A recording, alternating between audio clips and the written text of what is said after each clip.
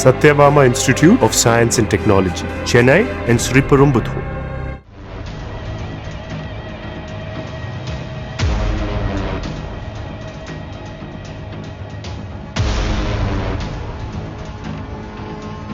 ஒரு குற்றத்தை செய்துவிட்டோம்.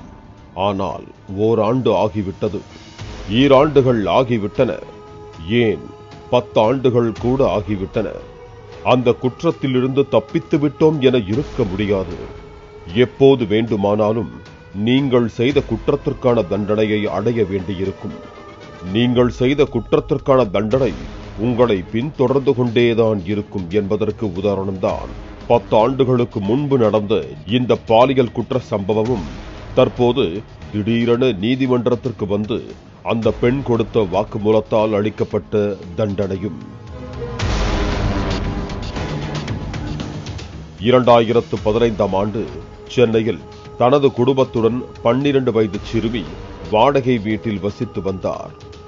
இந்த நிலையில் சிறுமியின் தாய் தனது 12 வயது மகள் காணாமல் போனதாக காவல் நிலையத்தில் புகார் அளித்தார்.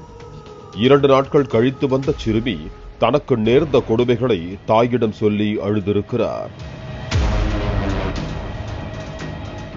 அதாவது அவர்கள் வசிக்கும் வீட்டு உரிமையாளரின் 41 வயது மருமகன் அப்பாஸ் அலி என்பவர் அச்சிறுமிக்கு பாலியல் தொந்தரவு அளித்தது தெரிய வந்தது.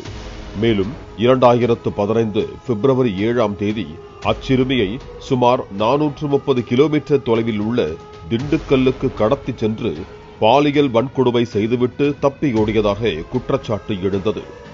காவல்துறையினர் இதுகுறித்து விசாரித்து வந்தனர். ஆனால் பாதிக்கப்பட்ட சிறுமியின் குடும்பத்தினர் அதற்கு பிறகு சாட்சியம் அளிக்க வரவில்லை. அதாவது சிறுமியின் குடும்பத்தினர் அந்த வீட்டை காலி செய்துவிட்டு வேறு ஒரு கிராமத்தில் சென்று வசிக்க ஆரம்பித்திருக்கிறார்கள். ஆனால் பாலியல் குற்றம் சாட்டப்பட்ட அப்பாஸ் அலி அந்த சிறுமியின் குடும்பத்தார் வசிக்கும் கிராமத்தையும் கண்டுபிடித்து சென்று சென்னைக்கு வரவோ நீதிமன்றத்தில் வந்து சாட்சியம் அளிக்கவோ கூடாது என மிரட்டியதாக கூறப்படுகிறது. இதனால் தாய் மகள் இருவரும் பயந்து வேறு ஒரு இடத்துக்கு சென்றதாக கூறப்படுகிறது. இதனால் காவல்துறையினர் அந்த வழக்கை மேற்கொண்டு செல்ல முடியாமல் திணறியதாக கூறப்படுகிறது. கிட்டத்தட்ட 10 ஆண்டுகள் கடந்துவிட்ட சூழலில் பாதிக்கப்பட்ட சிறுமியையும் தாயையும் கண்டுபிடித்து நீதிமன்றத்தில் சாட்சியம் அளிக்க ஆஜர்படுத்தி இருக்கிறார்கள். இது தொடர்பாக அரசு வழக்கறிஞர் அனிதா சிறுமி முழுமையான பாதுகாப்போடு சென்னைக்கு அழைத்து வரப்பட்டு நீதிமன்றத்தில் ஆஜர்படுத்தப்பட்டார். தற்போது அவருக்கு 22 வயதாகிறது. ஆரம்பத்தில் தனக்கு நேர்ந்த பாலியல் வன்கொடுமைகளை சொல்ல தயங்கினார். பிறகு 12 வயதில் தான் பாதிக்கப்பட்ட கொடுமைகளை விவரித்தார். அவருக்கு ஏற்பட்ட மன உளைச்சல், பொருளாதார சிக்கல் அனைத்தையும் கருத்தில் கொண்டு அப்பாஸ் அலிக்கு ஆயுள் தண்டனை விதிக்கப்பட்டுள்ளது. சிறுமியாக இருக்கும் போது பாதிக்கப்பட்ட பெண்ணுக்கு 15 லட்சம் ரூபாய் இழப்பீடு வழங்கவும் தீர்ப்பளிக்கப்பட்டிருக்கிறது என சுட்டிக்காட்டியிருக்கிறார்.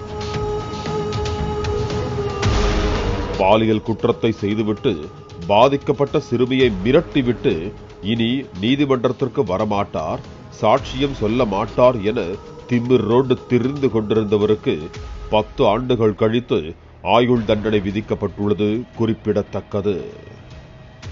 Satyabama Institute of Science and Technology, Chennai and Sriperumbudur.